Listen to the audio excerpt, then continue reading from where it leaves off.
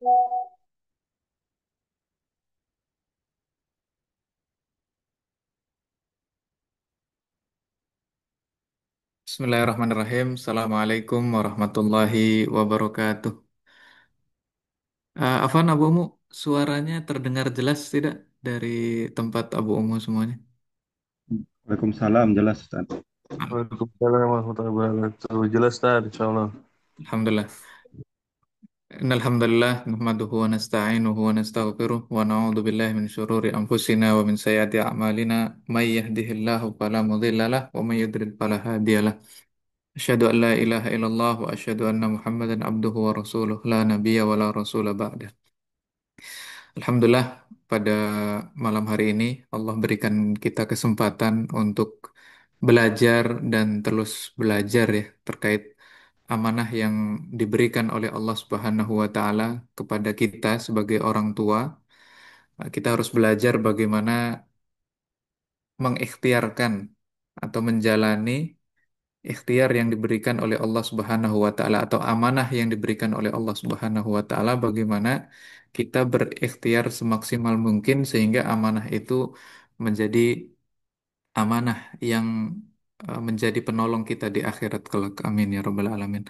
Alhamdulillah, Ustadz Wahab, pemateri kita malam hari ini, guru kita sudah ada di Zoom bersama kita, dan insya Allah kita akan mendengarkan taujihat, nasihat dari beliau sehingga harapannya kita bisa menjadi orang tua yang mampu mengemban amanah dari Allah Subhanahu wa taala, terutama anak kita ini.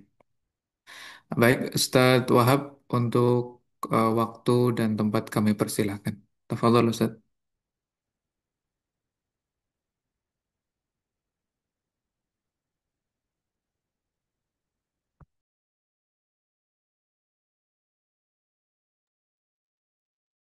Jazakumullah khairan katsira saat Zarir dan satidah lainnya di Andalus Pusat, dan saya izin memperkenalkan diri Abu Mu. Saya Wahab Raja Sam, saat ini sedang ditugaskan untuk mengemban amanah mengembangkan cabang-cabang Andalus, dan sekarang juga ikut mengelola salah satu cabang yang di Sukabumi. Alhamdulillah, Abu Mu, kita Allah takdirkan untuk bermajelis meskipun melalui jaringan jarak jauh atau online. Baik, eh, Assalamualaikum warahmatullahi wabarakatuh. Alhamdulillahi ala ihsanih, syukurullahu ala taufiqihi wa amtinanih, wa asyhadu an la ilaha illallah ta'ziman li sya'nih, wa asyhadu anna Muhammadan abduhu wa rasuluhu da'iyan ila ridwanih. Salawatuhu wassalamuhu ala nabiyyina Muhammad wa ala alihi wa ashabihi wa man sara ala nahjihi wa istanna bisunnatihi wa iktafa ala atharihi ila yaumil qiyamah. Qala Allah tabaraka wa ta'ala fi kitabil karim, ya ayyuhalladzina amanu taqullaha haqqa tuqatih wa la tamutunna illa wa antum muslimun. Wa qala azza wa jalla, ya ayyuhalladzina amanu qu anfusakum wa ahlikum nara wa quduha an-nasu wal hijarah 'alaiha malaikatun ghiladun shidadun la ya'sunallaha ma amarahum wa yaf'aluna ma tu'marun. Abu Umu, suara saya cukup jelas atau kurang volumenya? Jelas, Alhamdulillah Ustadz. Jelas ya, baik. Izin kita mulai kajian malam ini. Saya pikir tadi mulainya persis Ba'da Isya, jadi saya sudah masuk sejak 20 menit yang lalu gitu. Alhamdulillah, Insya Allah. karena saya juga ini harus safar, dan di sela-sela waktu, alhamdulillah bisa ngobrol di sini bersama Abu Umu. Baik, tema kita bimbang ya, antara mendampingi anak secara maksimal atau ikut berkiprah atau bekerja. bagi ibu-ibu. Begitupun ayah. Lalu seperti apa konsep mendidik anak di era yang saat ini perkembangan dan saluran-saluran kemaksiatan itu semakin terbuka, meluas sampai masuk ke dalam kamar-kamar anak-anak kita. Nah, Bu Umu yang dimuliakan Allah Subhanahu wa taala, saya ingin memulai dengan sebuah cerita dan juga pertanyaan-pertanyaan selama kami coba mendampingi para orang tua dalam mendidik anak-anak. Di antaranya adalah salah seorang santri dulu, santri saya. Orang tuanya dua-duanya bekerja luar biasa, sibuk, dan secara perekonomian sangat-sangat mapan dan lebih ya. Ayahnya bekerja, ibunya bekerja, hingga anaknya, bahkan ini anak-anak tunggal, dididik di rumah dengan segala fasilitas yang sangat-sangat VVIP. Di rumah itu ada 4 sampai 5 yang membantu. Ada security, ada supir, ada babysitter, ada yang masak, ya, ada tukang kebun dan lain-lain. Sehingga anak ini tumbuh dengan pelayanan, ya bahasa anak sekarang anak sultan gitu ya. Lalu orang tuanya ini keduanya mendengar kajian dan sangat tertarik dengan konsep kajian sunnah. Akhirnya keduanya coba datangi beberapa kajian dan semakin kuat ya keingintahuan tentang keislaman.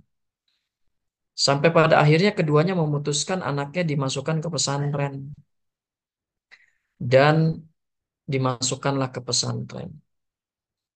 Lalu saya waktu itu yang bertanggung jawab terhadap anak ini dan beberapa temannya menjumpai anak ini kok di kamar sering garuk-garuk. Saya tanya, kenapa nak gatal saat kamu mandi enggak? Enggak. Kenapa? Dingin. Eh, Kan bisa pakai air hangat. Ustadz bantu ya ambilkan. Ya, terus dia mandi. Keesokan harinya begitu lagi, garuk-garuk lagi. Dan seterusnya gitu ya. Walaupun sudah dibantu. Sampai akhirnya dalam 2 pekan itu saya penasaran. Kok ini anak semakin terlihat tidak nyaman gitu saat belajar malam gitu ya di kelas. Saya akhirnya putuskan untuk mencoba memeriksa seluruh badannya. Saya buka bajunya, saya lihat sudah penuh dengan koreng, bahkan mohon maaf sampai daerah di bawah itu ya, daerah auratnya. Lalu kemudian, kenapa kamu seperti ini, nak? Saya tanya. Saya nggak bingung Ustaz bagaimana mandi itu karena kalau di rumah saya dimandikan. Ini anak SMP ya, jadi baru dan belum balik saat itu ya, usia 11 tahun masuk 12 tahun. Lalu kemudian dia cerita di rumah seperti itu, dilayani semuanya, di kamar pun kulkas dengan lengkapnya apa yang dia butuhkan, tidur ini. Intinya dia tidur dan belajar, makan, semua dilayani ya. Semua dilayani. Sampai akhirnya saya telepon orang tuanya. Ibu, bapak, ya setelah saya treatment anak ini dibawa ke dokter kulit, diobati sampai mendingan, ya. Lalu kemudian bapak ibunya saya telepon, bapak ibu mohon maaf, Ananda ini mengalami sakit yang serius, tapi sudah saya tangani dengan izin Allah sudah membaik. Ya, dia cerita tidak mengerti cara mandi, dia nggak ngerti cara merapikan ini dan itu, dia tidak pernah tahu bagaimana kegiatan harian di rumah. Karena katanya semua dilayani. Iya, betul Ustadz. Kami karena anak satu-satunya, apapun yang dibutuhkan tidak pernah kami abaikan sebentar pun. Dan kami selalu berikan yang paling maksimal. Nah, saat ini kondisi Ananda sudah demikian, Abu Umum. Ini mau bagaimana selanjutnya? Saya tidak bisa menjamin bahwa saya bisa terus mendampingi Ananda hingga Ananda ini punya kemampuan untuk mengurus dirinya sendiri. Karena saya juga harus mengurusi santri lainnya. dan jumlahnya tidak sedikit. Iya, itulah Ustadz. Kami ini sekarang mulai merasa berpikir bahwa Ananda nanti akan repot ini di pesantren dan akhirnya terjadi juga Ustadz telepon. Oke, kalau begitu, Abumu ingin melanjutkan anaknya di pesantren? Iya Ustadz. Apa harapannya? Ya ingin jadi anak soleh. Lalu ia berubah menjadi lebih mandiri. Taib. Kalau begitu, Abumu saya siap bantu, tetapi syaratnya satu. Apa itu Ustadz? Salah satu dari bapak atau ibu keluar dari pekerjaan. Nah, seperti mendengarkan petir di siang bolong, kaget, dan menyatakan, apakah itu harus Ustadz? Iya. Kalau ibu mau anak ini sukses, kalau kehidupan ke depan Ananda semakin lebih baik, dan kalau berharap anak ini tumbuh menjadi anak soleh, salah satunya harus berhenti dari pekerjaan. Dan saran saya, eh, ya ibu coba Nah, atau siapa kalau di sini nanti karena ini luar kota sehingga dia saya sarankan salah satunya coba berdomisili di dekat pesantren, mencari kontrakan atau apapun itu untuk bisa setiap hari bersama saya membantu Ananda hidup lebih mandiri. Akhirnya diputuskan ayahnya berhenti dari bekerja meskipun dia punya aset dan punya usaha yang remote gitu ya, berhenti bekerja karena ibunya tidak memungkinkan itu safar karena harus punya mahram jadi ayahnya. Nah, ibunya tetap bekerja walaupun juga fokus ya ngurus karena di sana ada mahramnya di rumah itu ada saudara dari ibunya dan seterusnya. Lalu kemudian ayahnya bersama saya mendampingi Ananda hingga lulus alhamdulillah dan Ananda saat ini sudah menjadi bagian dari pengajar ya, Insya Allah. Sudah lulus SMA dan sudah kuliah ya di PIA. Lalu kemudian Ananda sudah coba berdakwah walaupun sedikit-sedikit. Nah, kisah yang kedua ini dari kerabat kami ya, yang awalnya suaminya sebenarnya bekerja dengan pekerjaan yang sangat baik ya dengan penghasilan yang bisa dikatakan ya cukup bahkan ya cukup lah ya karena indikatornya punya rumah punya mobil gitu ya dan anak juga cuma satu. Lalu kemudian sang istri dengan alasan ya sayang kuliah sayang ini sayang itu ijazahnya dari universitas ternama nasional itu ingin membantu perekonomian agar lebih mapan. Bekerjalah sang istri. Ternyata setelah bekerja, istri ini memiliki penghasilan yang melebihi suaminya dan karirnya melesat ya hingga jadi direktur atau pimpinan lembaga negara gitu ya. Lalu kemudian mulailah di situ muncul ya benih-benih ketidakharmonisan dalam rumah tangga di mana istrinya akhirnya sering di luar kota, sering harus pindah tugas, sering harus mengurusi cabang-cabang dan segala macam. Hingga intensitas bertemu itu jarang, seolah-olah suami istri bertemu sebulan hanya berapa kali. Itu. Kemudian anak diurus oleh suami. Nah, akhirnya satu ketika naudzubillah dan semoga Allah ampuni dosa-dosanya dan dimudahkan untuk terus menjadi seorang muslimah yang baik. Tergodalah oleh ajudan atau apapun itu di kantornya yang mungkin lebih muda dari suaminya hingga dia akhirnya karena merasa dekat di mana-mana dibantu, diperhatikan, dilayani dan seterusnya ya. Nah, sampai akhirnya ya tergoda dan suaminya tahu disitulah mulai perpecahan dalam rumah tangga muncul dan jatuhlah talak satu. Kemudian mereka berusaha memperbaiki dengan umroh dan terus introspeksi dan seterusnya. Saya belum tahu saat ini seperti apa, tapi itu sedang berproses dan mudah-mudahan Allah mudahkan rumah tangganya. Yang ketiga, keluhan dari seorang akhwat, umahat ya ibu, yang beliau ini jenuh karena dahulu bekerja, lalu kemudian setelah menikah diminta untuk fokus mengurus anak dan jenuh gitu ya, capek karena hanya mengurus anak yang tadinya punya interaksi dengan teman-teman di kantor, ya, me time bersama teman-temannya, dan kegiatan-kegiatan bersama teman-temannya seperti itu. Lalu kemudian ingin ganti suasana dan dia juga merasa kok ekonomi di keluarganya biasa saja gitu. Dia ingin yang lebih karena dia juga ingin memiliki ini dan itu. Akhirnya merajut meminta kepada suaminya untuk bekerja. Lalu kemudian suaminya eh, menyatakan, eh, biarlah saya saja yang berusaha. Apa yang kamu butuhkan, saya akan mengusahakan. Itu. Dan akhirnya eh, jadi lebih baik ya. Kejenuhan itu diobati dengan berbagai cara. Suaminya yang berusaha untuk melibatkan dalam berbagai kegiatan ya, meskipun tidak hanya mengurus anak. Nah, inilah sekelumit ya dari kisah-kisah nyata yang saya sampaikan bahwa dalam rumah tangga, ayah dengan ibu itu memiliki peran yang sama-sama penting dan sangat strategis, ya, di mana Allah katakan bagi kita semua, ya, kalimatnya juga kepada orang tua ya, ku anfusakum wa ahlikum naro, jagalah diri kamu dan keluarga kamu dari api neraka.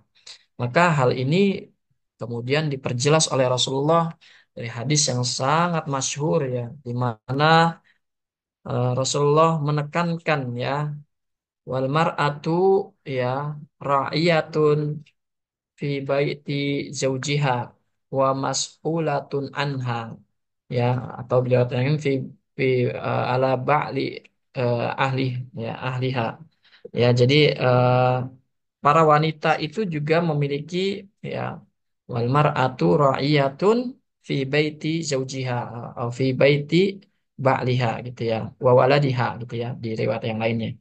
Wahia mas'ulatun, ya, wahia mas'ulatun anha anhum, ya. Artinya hum di sini adalah anak-anaknya ya. Eh, Laki-laki pemimpin, perempuan pun pemimpin bagi siapa? Bagi eh, rumahnya dan juga anak-anaknya. Sehingga dalam hadis ini jelas keduanya punya peran yang sangat signifikan. Dan dalam Islam antara ayah dengan ibu kedua-duanya punya porsi dalam mendidik. Ayah itu adalah penanggung jawab. Ya, ayah itu ibarat kalau di sekolah itu kepala sekolahnya yang menentukan kurikulum, yang menentukan visi misi, yang menentukan arah pendidikan di keluarganya, qudwah gitu ya, peletak batu kurikulum gitu, supervisor. Sedangkan ibu di sini adalah guru, kemudian juga wali kelas, bahkan guru BK, dan kadang bisa menjadi admin dan orang kantin gitu ya. Jadi guru ini apa ibu ini memang ya kantin itu maksudnya menyiapkan logistik dan lain-lain gitu ya. Nah, pembagian tugas seperti ini adalah hal yang perlu kita ketahui bahwa ayah adalah sang kepala sekolah, penentu kurikulum, penentu arah, ya, kemudian juga yang menjadi kudwah gitu, pemimpin, ya, sehingga ibu itu mengerti di mana posisinya. Maka kata Allah, ar-rijalu qawwamuna 'alan nisa bima faddalallahu ba'duhum 'ala ba'd. Ya, laki-laki itu sebagai pemimpin ya, bagi wanita. Ya, kenapa? Karena wabima angfaku, ya. Dia memimpin itu karena dia memberikan nafkah dari hasil pekerjaannya dia, dan dia wajib ditaati, dia wajib dihormati, dia diposisikan sebagai penentu arah rumah tangga. Terus bagaimana ketika ada seorang ayah yang nggak punya kapasitas seperti itu? Maka dia wajib tetap belajar. Jangan sampai kemudian laki-laki yang istiqomah ya. Ikatan suami takut istri ketika di rumah gitu ya. Laki-laki harus menjadi kawam, harus menjadi pemimpin dan dia wajib punya keilmuan. Makanya Kalau ada kajian-kajian ini, saya cukup prihatin jika yang banyak ikut justru ibu-ibu. Padahal bapak-bapak itu sangat butuh terhadap ilmu bagaimana memimpin keluarganya. Bagaimana bapak-bapak ini menjadi kawam, pemimpin dalam rumah tangganya. Bapak-bapak ini menjadi kudwah bagi anak dan istrinya. Nah, kalau bapak-bapak ini malas kajian dan menganggap kerja lebih penting dari mengaji, dari belajar, dari bagaimana terus memahami Islam dalam membimbing kehidupan manusia di muka bumi, maka pelan-pelan ya istri lebih akan paham tentang agama, lalu kemudian istri akhirnya coba mengoreksi dan suami yang minim pengetahuan agama banyak dikoreksi akhirnya emosi gitu ya, dan ini akan menjadi benih-benih juga ya dalam rumah tangga yang kemudian menjadi kurang harmonis. Oleh karenanya, bagi para bapak, para ayah, ya, dia harus terus berusaha bagaimana eh, sebagai seorang pemimpin itu modal dasarnya adalah ilmu. Dan dia harus berusaha meluangkan waktu sebanyak mungkin untuk mendengarkan dan membaca ya, mendengarkan kajian dan membaca buku ya, agar dia terus lebih meningkat pemahaman tentang agamanya. Baik, ayah bunda yang dimuliakan Allah Subhanahu wa taala, ya kita ketahui bahwa mencari nafkah itu sebenarnya tugasnya ayah, ya tugas utama ayah gitu ya.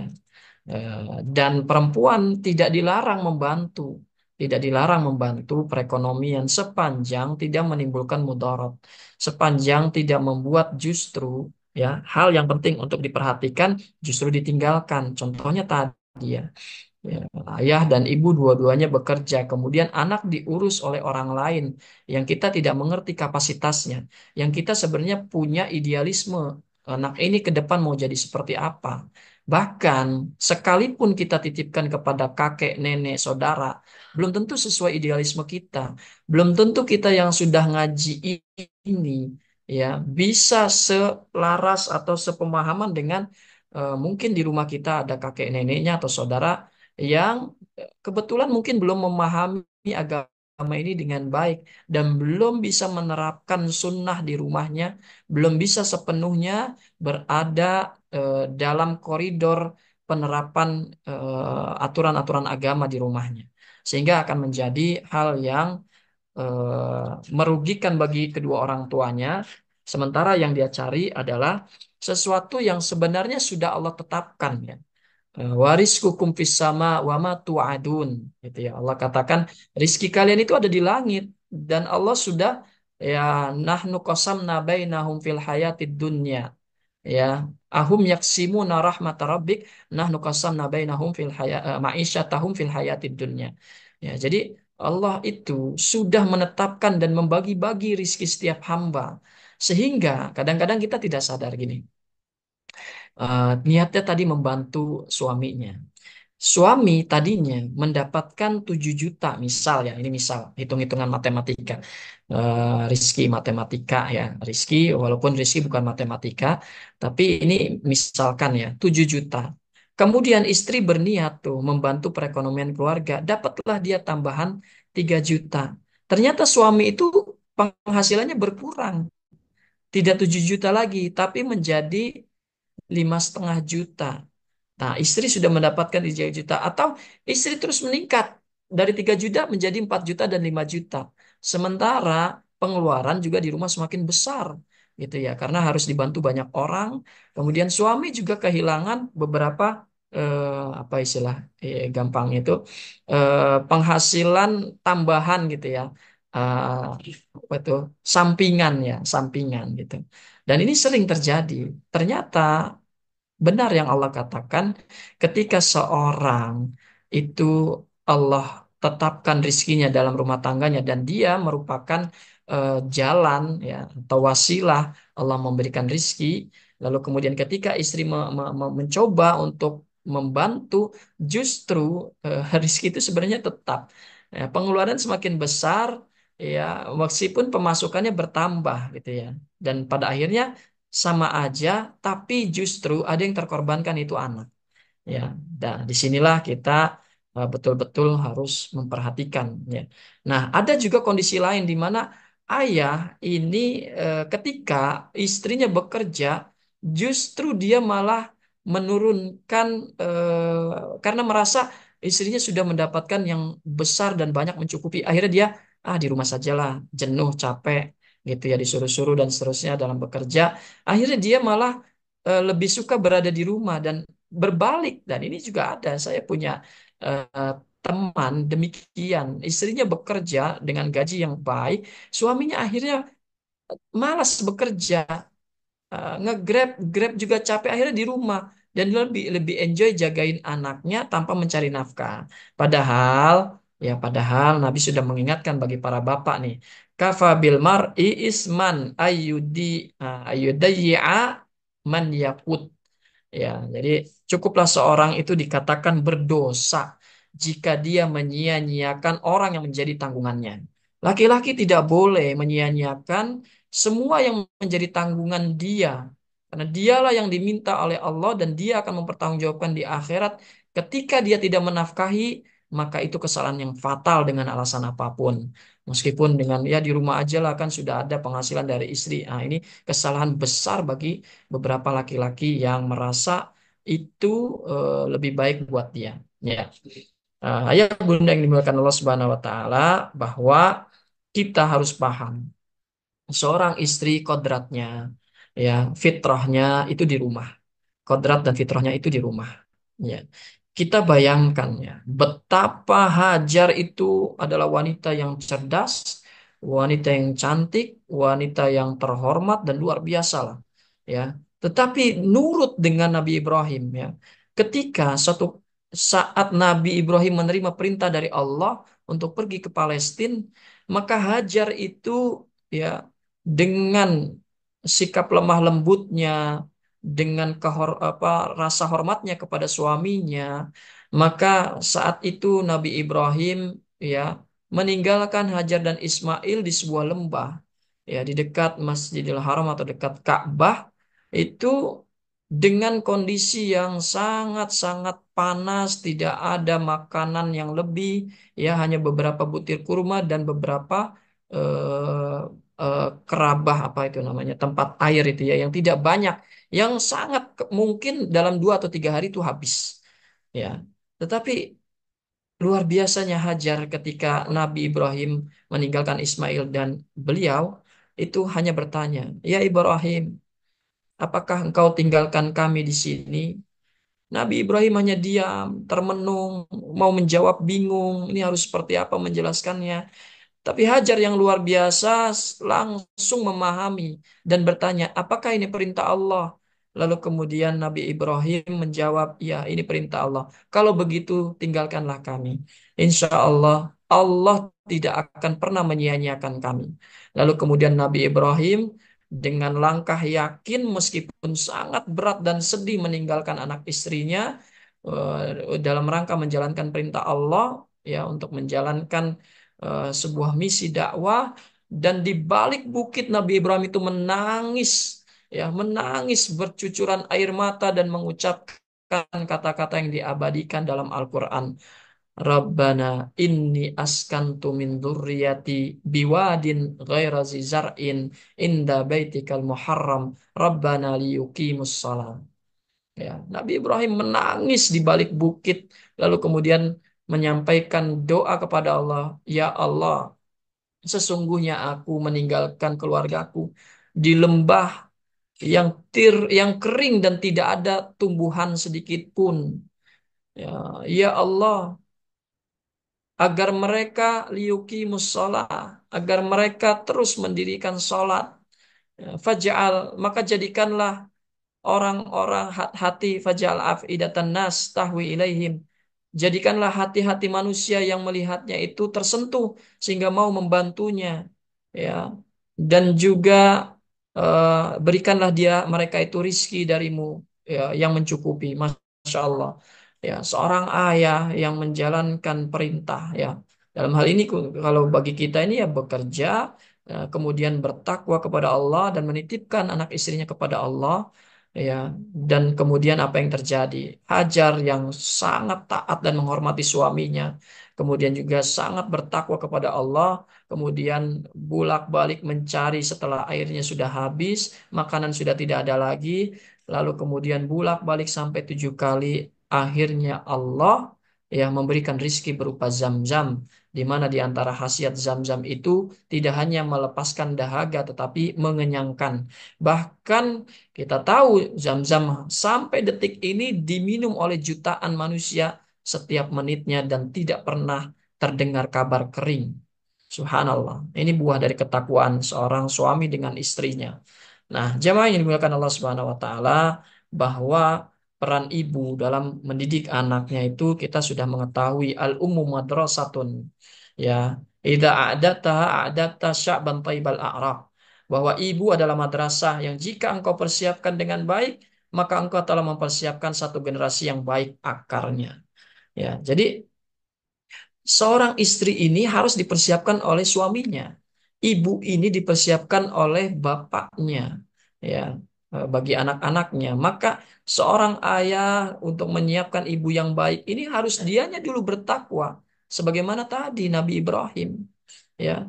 Bagaimana kita melihat sosok, ya, betapa takwanya, taatnya, ya, sayangnya, ya, kemudian juga bijaksananya kepada keluarganya. Maka seorang ibu yang dipersiapkan menjadi sebuah madrasah bagi anak-anaknya, ya, dimulai dari ayahnya juga yang penting dan sangat bersemangat untuk terus belajar tentang agama. Mencari nafkah, yes. Belajar agama juga, yes. Ya, menjadi kudua juga, yes. Jangan sampai hanya berpikir bahwa cukup mencari nafkah dan memberikan kepada anak-anak dan keluarganya itu sudah cukup, ya, karena memang hidup ini bagi manusia bukan sekedar memberi nafkah, tetapi bagaimana kita ini berusaha memberikan nutrisi rohani, karena itulah yang akan menyelamatkan dari sikap-sikap yang buruk dan kebinasaan di dunia. Sebagaimana Ibnul Qayyim mengingatkan kita, aksarul fasad al-aulad min qibali abaihim, ya, wa ihmalihim wa taraka wa tarki ta'limihim faraiduddin wa sunanihi. Jadi kebanyakan rusaknya anak-anak itu berasal dari orang tua mereka sendiri. Ya, ini Ibnu Qayyim rahimahullah mengatakan demikian. Orang tuanya sendiri yang menyebabkan kerusakan anak-anaknya karena lalai dan meninggalkan pengajaran kewajiban agama dan sunnah-sunnahnya.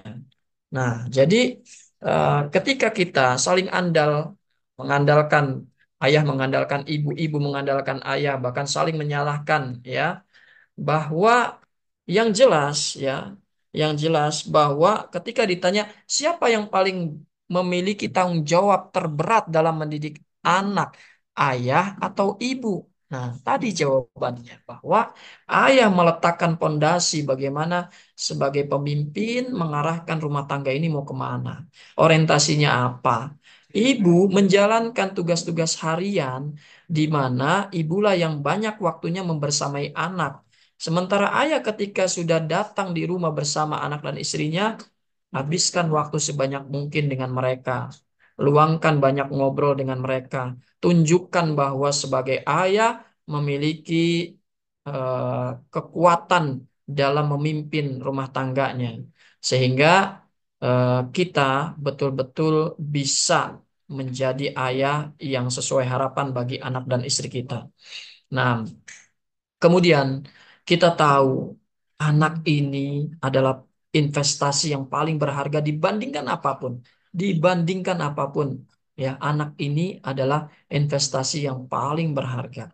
Sehingga ketika kita pahami, ya, Allah Subhanahu wa taala mengangkat derajat orang di akhirat. Ya, anallah subhanahu yarfa'u, ya, la yarfa'u darajat eh, li abdis saleh fil jannah. Ya. Kemudian faqala anna li hadhihi ya Rab, ya Rab anna li hadhihi. Faqala Allah Subhanahu wa taala bistighfari waladika lak. Ketika Allah angkat derajat orang tua di sorga, padahal orang tua ini bingung, kenapa saya diberikan tempat yang seenak ini, nikmat yang sebanyak ini, padahal di dunia saya dulu biasa saja. Nah, kemudian mereka bertanya kepada Allah, Ya Rab, anna li hadhihi? Kenapa saya diberikan ini semua? Maka Allah jawab, bistighfari waladikala. Ini karena istighfar anakmu terhadap dirimu. Ini karena amalan-amalan soleh anakmu yang dipersembahkan untuk dirimu. Ini karena dulu kamu mendidiknya dengan sebaik-baiknya. Sehingga engkau diangkat derajatnya di akhirat. Nah, inilah yang kita harapkan. Ya, apapun yang kita cari di dunia ini, yang paling berharga adalah ketika kelak kita menyaksikan anak-anak kita ini bisa mendoakan kita. Kelak anak-anak kita ini bisa menjalankan kewajibannya, sholat 5 waktu dengan sebaik-baiknya, berbuat yang jujur, berbuat yang baik, ya, dan juga melakukan amalan-amalan soleh sebagai seorang muslim. Nah, inilah target hidup yang paling tinggi sebenarnya. Bukan sekedar anak-anak kita agar diterima di perguruan tinggi ternama, punya posisi penting di sebuah perusahaan, punya jabatan yang tinggi, dan seterusnya, dan seterusnya. Maka ini sifatnya hanya sekedar dunia mata, ya. Ya, dunia itu adalah perhiasan yang sementara. Ya, dunia itu hanya lewat, gitu. Sehingga ketika kita mengejar dunia, ya, ketika didapatkan ya hanya seperti itu, ya. Tetapi akhirat, ya, adalah hal yang terbaik. Ya, wal akhiratu khairu wa abqa. Akhirat itu lebih baik dan lebih kekal. Meskipun kita tidak boleh mengabaikan kebutuhan kita di dunia, karena kata Allah, ya, itu wabtaghi fima atakallahu darul akhirah wala tansa nasibaka minad dunya. Ya, carilah, gapailah, usahakan semua tentang kehidupan akhirat sebaik-baiknya. Beramallah sebaik-baiknya dan jangan lupakan nasib kamu dan bagian kamu di dunia. Artinya kita seimbangkan itu. Baik. Bapak Ibu yang dimuliakan Allah Subhanahu wa taala. Terkadang, ya, terkadang justru malah kita sendiri yang menjadi penyebab anak itu tidak soleh. Ya, anak itu menjadi tidak soleh karena kita sendiri penyebabnya. Nah, oleh karenanya, ya, Umar bin Abdul Aziz mengingatkan, "Ma min mu'min yamutu illa hafizahullah fi aqibihi wa aqibi aqibihi." Ya, tidaklah seorang mukmin itu meninggal kecuali, ya, seorang mukmin meninggal dan dia selama hidupnya taat menjalankan kewajiban kepada Allah, maka Allah akan senantiasa menjaga anak dan keturunannya setelahnya. Ya, subhanallah. Ya, kuncinya di kita. Kalau kita ingin memutus mata rantai keburukan dan budaya buruk di keluarga kita, misalkan sebagian keluarga kita masih senang dengan amalan-amalan bid'ah, masih senang dengan mencari rizki dengan cara yang syubhat, kemudian mencampur adukan profesi sebenarnya baik, tetapi kemudian tidak pilih-pilih mana yang halal dan tidak syubhat. Nah, maka kita ambil pelajaran dari Nabi Ibrahim, di mana beliau memutus mata rantai kesyirikan di keluarganya. Hingga akhirnya Nabi Ibrahim melahirkan para nabi, Abul Anbiya, sampai melahirkan dua nabi yang kemudian keturunan dari mereka juga menjadi para nabi, yaitu Ishak, ya, dari Bani Israel, dan Ismail sampai kepada Nabi Muhammad. Nah, Bapak Ibu yang dimuliakan Allah Subhanahu wa taala, karenanya kita sebagai orang tua ini patut, ya, berhati-hati bagi amanah yang dibebankan kepada kita, sehingga kita ini betul-betul menjaga, ya, menjaga bagaimana memiliki peran, ya, bagi anak-anak kita, baik ayah maupun ibu, karena keduanya sama-sama memiliki peran yang sangat-sangat strategis, ya, sangat-sangat strategis. Jadi tidak benar ketika kita saling menyerahkan, sudah kamu saja, saya fokus mencari nafkah, ya, atau kamu saja, saya yang sudah capek, lelah, dan seterusnya. Ya, bahkan ketika kita menyadari, ya, bahwa mencari rizki bagi anak-anak kita itu adalah pahala yang terbesar, ya, pahala terbesar. Dan kalau kita sadari dari semua pahala bersedekah, dinaron anfaqtahu fisabilillah wa dinaran anfaqtahu fi raqabatin wa dinaran tasaddaq bihi alal miskin wa dinaran anfaqtahu ala ahlik a'dhamuha ajran alladhi anfaqtahu ala ahlik. Ya, 1 dinar disedekahkan buat fakir miskin, 1 dinar buat membebaskan budak, 1 dinar untuk orang miskin, fisabilillah, dan 1 dinar diberikan kepada keluarganya, yang paling besar pahalanya yang diberikan kepada keluarganya. Nah, tentu dalam mendidik anak akan banyak sekali ujiannya. Nah, tetapi kita harus ingat bahwa mendidik anak itu, ya, resep utamanya sebenarnya satu, ya, dan diiringi oleh pendampingnya, yaitu sabar dan sholat. Ya, mendidik anak itu sabar dan sholat kuncinya. Ya, bagaimana kata Allah, wa'mur ahlaka bis salat wastabir 'alaiha. Ya, teruslah kalian perintahkan anak kalian untuk sholat dan bersabarlah akan hal itu. Artinya, terus kita ini untuk mengingatkan, meskipun kadang-kadang bikin jengkel, kita marah, sudah dipondokin kok masih begini aja, tetap sabar. Bagaimana Luqman Al-Hakim punya anak kafir, ya. Lalu kemudian apa yang dia lakukan? Dia tetap terus memberikan nasihat bertahun-tahun kepada anaknya. Ya bunayya, ya, la tusyrik billah, inna syirka la dzulmun azim. Terus saja itu dilakukan dengan kelembutan, dengan kesabaran, dan diiringi dengan sholat. Maka kata Allah, "Wasta'inu bis sabri was shalah." Iringi kalau kalian sedang dalam kondisi yang sangat susah, berat, maka lakukanlah sabar diiringi dengan sholat. Di sholat itu kita memohon kepada Allah. Di dalam sujud kita meminta kepada Allah agar Allah bukakan hati dan pikiran bagi anak-anak kita yang mungkin belum taat. Bayangkan kita baru punya anak 3 misalnya dan nakal gitu, atau punya anak 4 yang nakal 3, yang baik 1. Apakah kita tidak pernah mendengarkan cerita bahwa Nabi Yakub alaihissalam punya anak 12, yang 1 baik, yang 1 baik juga tapi hilang, yang 10-nya nakal semua. Nah, bagaimana ujian kita dibandingkan beliau, Nabi Yakub, hingga terus menangis dan matanya buta.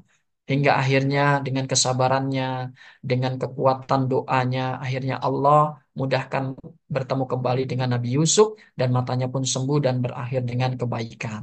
Masya Allah, ketika akan meninggal pun Nabi Yakub justru yang ditanya, Mada ta'buduna min ba'di? Ya. Wahai anak-anakku, apa yang akan kau sembah setelah aku mati?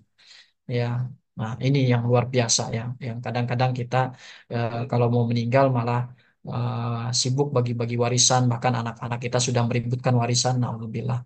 Dan terakhir, tentu mendidik anak itu akan banyak sekali ujiannya. Inna idhamil jaza ma'a idhamil bala wa inna allaha idha ahabba qauman ibtalahum. Sesungguhnya, ya, hidup di dunia ini memang capek, ya. Capek. Mau mau kerja ya capek, di rumah juga capek, ya. Ya, melakukan apapun ya capek. Kemudian banyak sekali kesulitan-kesulitan, ya itulah dunia. Ya, jadi tetapi tidak akan pernah orang itu capek terus terus nggak rahat-rahat, nggak rehat-rehat, atau musibah terus nggak senang-senang dan nggak bahagia-bahagia, enggak lah. Bergantian, dunia itu ya seperti itu. Inna ma'al usri yusra wa inna ma'al usri yusra. Selalu begitu, ada mudah, ada susah, ada bahagia, ada sedih, ya, ada apa? Senang, ada susah dan seterusnya. Nah, maka orang yang merasa bahwa dia akan mendapatkan sesuatu yang besar, maka dia akan diuji terlebih dahulu dengan sesuatu yang besar juga. Karena sesungguhnya besarnya pahala bagi seseorang itu ya bersamaan atau sebanding dengan ma'idhamil bala, dengan ujian yang akan dia terima. Wa innallaha idza ahabba qauman, dan ketika Allah itu cinta kepada satu kaum, ibtalahum. Allah akan mengujinya. Allah akan menempaknya agar dia itu layak atau tidak menerima nikmat, ya. Karena bisa jadi Allah itu sayang sama kita. Kenapa sampai sekarang kita hidup hartanya biasa saja? Karena mungkin kalau kita diberikan yang berlebihan, kita malah menjadi kufur nikmat gitu ya. Nah, oleh karenanya eh, kita berusahalah untuk menyadari anak ini semuanya adalah ujian bagi orang tuanya. Apapun yang dilakukan oleh anak tidak lepas dari hal-hal yang mungkin pernah kita lakukan juga sebagai bentuk introspeksi. Apakah kita ini sudah menjadi orang tua yang baik di rumah? Ya, misalnya di rumah memang kita sering naik suaranya, sering bentak-bentak, sering marah-marah, maka anak kita nggak jauh ya seperti itu modelnya. Ketika kita ini kalem, lembut, ya sabar, anak kita juga akan demikian. Ya. Ketika anak itu sering melihat di rumah itu pertengkaran, ya percekcokan, maka eh, akan menimpa ya, dan menjadi sebuah contoh bagi dia dan akhirnya dia mengikuti. Allahu a'lam bishawab. Mudah-mudahan yang sedikit ini bisa memberikan manfaat bagi kita semua. Saya kembalikan pada Ustaz Jarir. Masya Allah, barakallahu fikum Ustaz. Jazakumullah khairan untuk Ustaz Wahab, untuk materi yang telah disampaikan. Alhamdulillah, semoga apa yang telah disampaikan oleh Ustadz kita ini bermanfaat dan menjadi inspirasi bagi kita semua dalam mendidik anak-anak kita. Semoga ilmu yang kita pelajari ini membawa dampak positif bagi keluarga kita. Amin ya Rabbal Alamin. Baik, bagi yang ingin bertanya secara langsung kepada Ustadz kita, dipersilahkan untuk dua pertanyaan secara langsung atau melalui chat Zoom. Silahkan jika ada pertanyaan.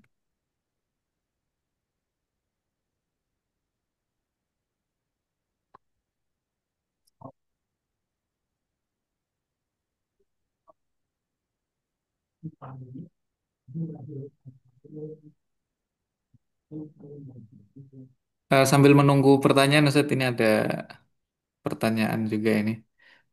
Bagaimana mendidik anak sedangkan kita sebagai orang tua jauh dari anak, terutama ini mungkin pertanyaannya konteksnya yang anaknya pesantren, Ustaz. Bagaimana Ya, Ustaz? Nasihat Antum? ya, Masya Allah, ya, pertanyaan yang Masya Allah bagus ya. Tadi kita sudah mendengarkan kisahnya Nabi Ibrahim. Nabi Ibrahim itu bisa dibilang nggak mendidik anak ya, karena bertahun-tahun begitu ketemu dengan Ismail itu, Ismail sudah besar, sudah balik. Tiba-tiba ketemu baru sebentar, sudah datang perintah dari Allah, ya, suruh sembelih Nabi Ismail. Nah, gimana tuh coba? Udah lama nggak ketemu-ketemu, gitu, sangat rindu, gitu ya. Juga nggak mendidik dalam artian ya dulu kan nggak bisa video call ya, nggak ada gitu kan. Dulu juga nggak bisa dengan serta merta datang dari Palestina ke Mekah itu dengan mudah gitu ya. Nah tiba-tiba datang Ismail sudah balik besar disuruh sembelih. Nah di situ ada hikmah ya, Insya Allah di mana Nabi Ibrahim itu tidak pernah berhenti mendoakan, di mana Nabi Ibrahim juga terus berbuat ketaatan kepada Allah. Maka siapa yang menjaga? Yang menjaga Allah Subhanahu wa taala.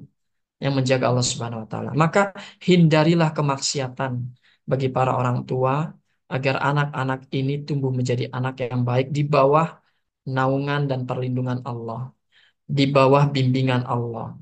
Karena hikmah yang paling besar dari peristiwa Nabi Ibrahim yaitu ketika kita jauh dari anak, ya. Ya, kalau kita masih bisa dong di pondok video call gitu ya, bahkan kunjungan gitu ya. Dan di pondok pun sudah kita titipkan ke ustadz-ustadz yang Masya Allah mereka itu menjadi kudua, jadi orang tua bagi anak-anak, dijauhkan dari lingkungan yang tidak baik dan seterusnya. Ya, kita di rumah harus kuat, sekuat-kuatnya terutama para ibu nih, terutama para ibu ya. Innallaha yang zilu Rabbuna tabaraka wa ta'ala ila sama'id dunya inda sulusul lail ya. eh, Hina yabqa sulusul lail. Sesungguhnya Allah itu turun ke langit ya, ya dunia di sepertiga malam terakhir. Dan Allah mengatakan barang siapa yang man yad'uni astajib lahu. Barang siapa yang berdoa kepadaku maka aku akan kabulkan. Wa man yastaghfiruni, barang siapa yang meminta ampun kepadaku maka aku akan ampunkan. Wa man yas'alni, barang siapa yang meminta kepadaku fa'ati, maka aku akan berikan. Jadi ibu, nih, ibu ini punya peran yang sangat kuat di mana anaknya nabi anaknya di mana Imam astagfirullah. Imam Bukhari ya itu ketika lahir matanya tidak bisa melihat. Ya. Kemudian ibunya bertahun-tahun mendoakan di sepertiga malam terakhir hingga Allah izinkan matanya bisa terbuka. Ya. Nah, oleh karenanya ibu, kemudian bapaknya itu betul-betul ya menjaga sekali dari harta yang dia dapatkan, dipastikan yang diberikan kepada keluarganya halal, clear, tidak ada syubhat, tidak ada sesuatu yang meragukan, clear. Ya, maka apa yang terjadi? Nah, Imam Bukhari itu adalah sosok ulama yang luar biasa. Ya, hafalannya, ketakwaannya, dan sampai sekarang jasanya terhadap Islam sangat besar. Ya, dua hal itu yang dilakukan. Ya, ya doa, ya berusahalah ayah mencari nafkah dengan betul-betul memastikan itu halal dan diberikan kepada anak-anaknya. Maka ini dua resep ya, selain doa yang kuat, kemudian ibu juga di tengah malam eh, selalu mendoakan, dan yang terakhir ayah harus betul-betul berusaha menjaga harta yang diberikan kepada keluarganya pasti halalnya. Ya, tidak ada keraguan. Barakallahu fikum. Masya Allah, barakallahu fikum, Ustaz. Ini ada pertanyaan terakhir sebelum penutup, Ustaz ya. Ya, Ini baik. sepertinya dari Anandanya ini. Ustadz izin bertanya, kalau orang tua suka marah-marah, itu bagaimana? Ya. Orang tua yang marah-marah, jadi begini, marah itu, ini ada kisah bagus ya. Jadi dari pembantunya Zainal Abidin. Nah, ini bisa dipraktekkan oleh Ananda nanti ya. Pembantunya Zainal Abidin itu satu ketika nggak sengaja itu menuangkan minuman panas, tekonya jatuh, pecah, mengenai pakaian dan badannya, panas. Otomatis dimanapun kalau bos, majikan, ada yang berlaku begitu, pasti marah dan mungkin dipecat gitu ya. Tetapi apa yang dilakukan oleh budaknya Zainal Abidin ini atau pembantunya? Nah, beliau justru mengatakan wal kadhiminal ghaidha, dan orang-orang yang mampu menahan amarahnya, ya. Lalu kemudian Zainal Abidin malah tidak jadi marah. Setelah menahan amarah Zainal Abidin karena mendengarkan ayat itu, si pembantunya ini melanjutkan ayat selanjutnya, wal afina anin nas. Zainal Abidin langsung berusaha, ya sudah kamu saya maafkan. Ya, tadinya mau marah, mau teriak-teriak, mau membentak atau bahkan mungkin memecat atau melakukan hal yang bisa dilakukan oleh seorang majikan gitu ya. Tapi ketika mendengarkan wal afina anin nas, dan orang-orang yang mudah memaafkan orang lain, kesalahan orang lain. Terus ditambah lagi oleh pembantunya ini dengan wallahu yuhibbul muhsinin. Allah Allah mencintai hamba-hambanya yang senantiasa berbuat kebaikan. Maka apa yang dilakukan oleh majikannya? Dibebaskanlah budak ini. Ya, pembantunya ini dibebaskan. Kamu sekarang bebas. Kamu orang yang baik dan bertakwa, maka saya ridho dengan pembebasan ini. Subhanallah ya. Jadi kalau orang tua marah, jangan kita juga ikut ngambek dan marah. Tapi berusahalah coba untuk menenangkan orang tua. Iya ayah, maafkan eh, saya insya Allah mau berubah ya. Dengan begitu orang tua nanti akan turun marahnya. Tapi kalau anaknya kemudian naik suaranya dan juga membantah dengan ayah ini di rumah cuman marah-marah aja bisanya, akhirnya jadi adu mulut ya. Kalau sering adu mulut di rumah itu ya repot sudah. Ya, nanti akhirnya saling tidak menghargai. Akhirnya saling tidak bisa berdiskusi, berjauhan dan seterusnya dan seterusnya. Allahu a'lam bishawab. Barakallahu fikum. Barakallahu fikum, Ustaz. Jazakumullah khairan atas materi yang disampaikan. Semoga bertambah ya keilmuan kita terkait kita sebagai orang tua yang diamanah oleh Allah Subhanahu wa taala terkait anak-anak kita ini. Eh, akhir saat ada informasi tambahan terkait Welcome Day. Ananda nanti ketika di acara Welcome Day diharapkan menggunakan baju berwarna putih atau baju koko berwarna putih. Jadi ketika nanti tanggal 12 atau hari Sabtu itu Ananda datang ke pesantren bersama orang tua, itu disediakan dua kursi tambahan. Jadi Ananda kemudian 2 kursi tambahan nanti mungkin Abi dan Uminya jadi 3 nanti insya Allah. Adapun jika biasanya kakek nenek ikut mungkin nanti bisa ada tempat ruang tunggu yang kita sediakan insya Allah. Baik, jazakumullah khairan untuk Ustadz Wahab untuk waktunya. Akhir kata, semoga Allah Subhanahu wa taala meridhai usaha kita dalam mendidik anak-anak kita dan menjadikan mereka anak-anak yang soleh dan solehah. Amin ya rabbal alamin. Subhanakallahumma wa bihamdika asyhadu an la ilaha illa anta astaghfiruka wa atubu ilaik. Assalamualaikum warahmatullahi wabarakatuh. Waalaikumsalam warahmatullahi wabarakatuh. Waalaikumsalam warahmatullahi Waalaikumsalam wabarakatuh. warahmatullahi wabarakatuh.